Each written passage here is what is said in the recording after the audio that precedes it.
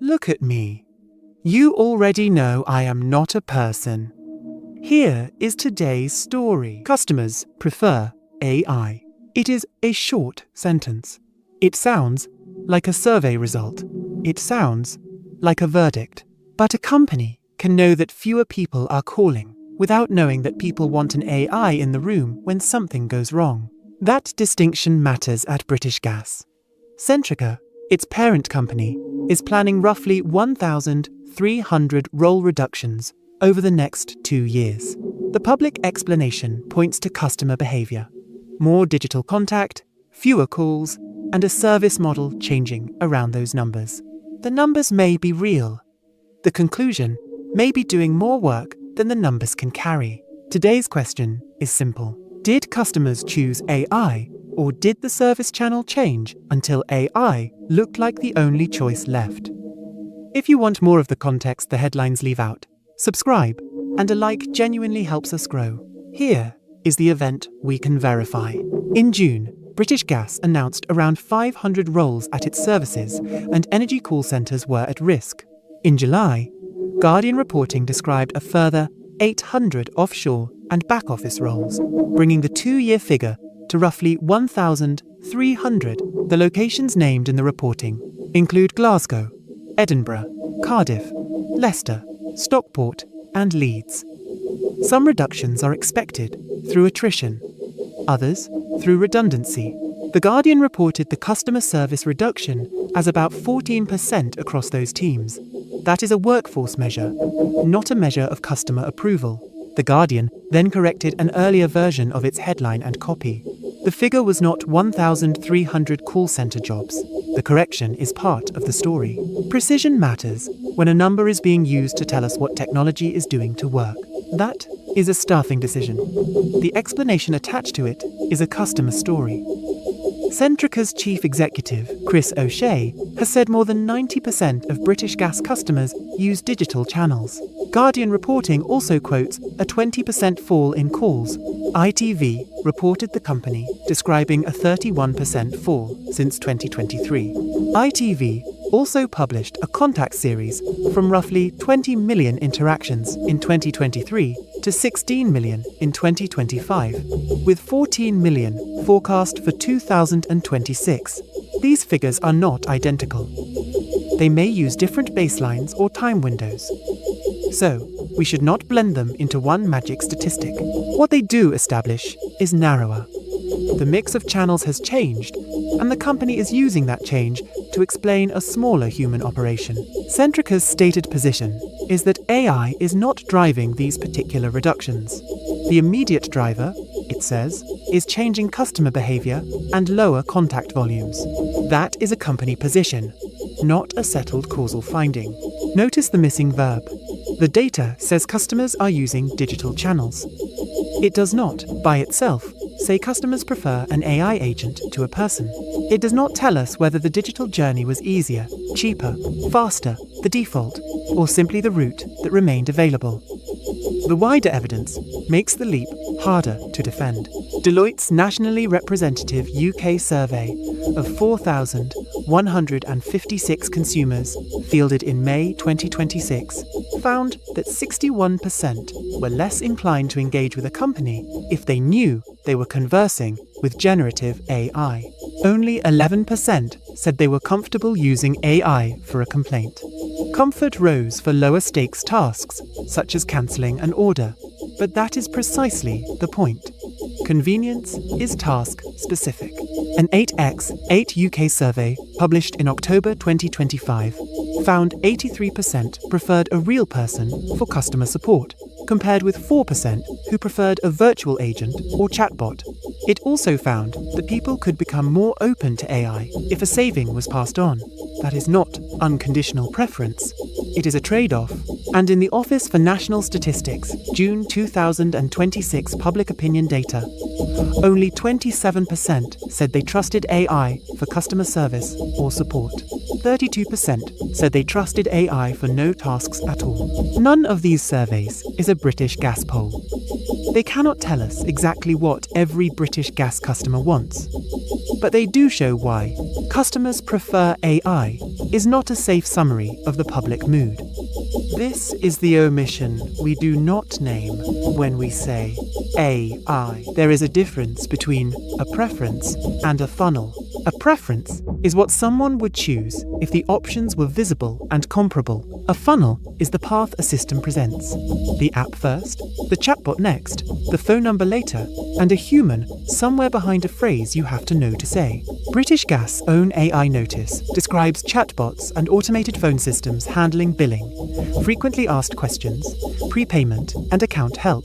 The same notice says AI responses may be incorrect or incomplete, and tells customers they can ask to connect to a person. That notice is useful because it names the real condition of the system. AI is not a universal substitute. It is a first-line layer with a human escalation route. If the first-line layer absorbs simple contacts, call volume can fall while difficult cases remain. A lower call count can therefore mean the human queue is more concentrated, not that human help is less necessary. This is where we use the phrase AI gaslighting. Not because a chatbot is secretly plotting, not because every executive sentence is a lie, and not because a company is forbidden from redesigning a service around digital tools. We use the phrase for a narrative move. A management decision is presented as if it were a natural demand from customers, or an unavoidable decision made by AI itself. The effect is to move the question away from power. Who decided that the app would be the front door? Who decided what counted as a successful contact? Who decided that fewer calls meant fewer people were needed? Who carries the cost when a bot is wrong? A vulnerable customer cannot navigate the route, or a complaint needs judgment rather than retrieval. AI made us do it is not an explanation. It is an accountability shortcut. And customers prefer AI can become the same shortcut with the customer's name attached. The central claim would be easier to test if the company published the missing measurements. What is the resolution rate for the digital journey? Not just the number of entries. How often does a customer return because the first answer failed? How many contacts reach a human? How long is that wait? What happens to complaints, prepayment problems, billing disputes, and customers who need an adjustment rather than a scripted answer? What is the redundancy number after voluntary departures and attrition are separated? Which teams are being reduced because work disappeared? And which are being reduced because the organization chose a different cost base? The public record we checked does not answer those questions. That does not prove the company is wrong. It means the stronger conclusion remains unverified. This is the discipline a public interest story needs. Company figures are labelled as company figures. Survey figures are not turned into British Gas figures. And an inference is kept visibly separate from a fact. One small pause before we continue. If this is worth something to you, a like or a subscribe helps more than you might think, and it costs you nothing. Thank you for being here. Now, back to it.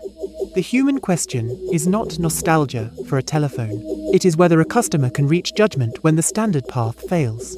A billing error can be simple to classify and hard to resolve.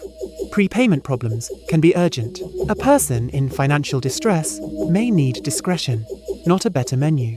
The workers in these teams hold part of that institutional memory. They know which exception matters, which explanation will calm a dispute, and when a technically correct answer is still the wrong answer for the person in front of them. Removing roles may be financially rational for a company. It can still transfer work and risk elsewhere. To customers who repeat themselves, to charities and family members who help them navigate, or to the remaining staff who inherit the edge cases. That transfer is rarely visible in a headline about digital adoption. So let's keep the claims in their proper boxes. British Gas customers are using digital channels. The company says calls are down. Centrica is reducing a workforce, with roughly 1,300 roles in the 2-year plan. Those are the reported facts. The wider surveys do not show a public stampede toward AI for complaints and support. British Gas's own notice says the automated layer can be wrong or incomplete and preserves a route to a person. The analysis is the gap between those boxes. Channel usage is being treated as preference, and preference is being used to make a staffing decision look inevitable. That gap is where the missing frame sits. The cleanest sentence is not, "Customers prefer AI." It is this: customers are moving through a service system whose channels, defaults, and staffing levels are changing at the same time. Convenience is real. Digital tools can be useful. A chatbot can resolve a routine question. None of that settles who should be available when the routine breaks. Channel usage is not consent. Digital convenience is not AI preference. Fewer calls are not fewer needs. And AI does not remove the need to name the human decision around it. If this deep dive was worth your time, like and subscribe for the next one. The next missing frame is usually hiding in the sentence that sounds most obvious. If this way of seeing is worth keeping, if naming what the coverage leaves out is work you value, then consider subscribing. It helps these omissions stay visible, and it costs you nothing. Either way, thank you for looking with me. You are welcome here.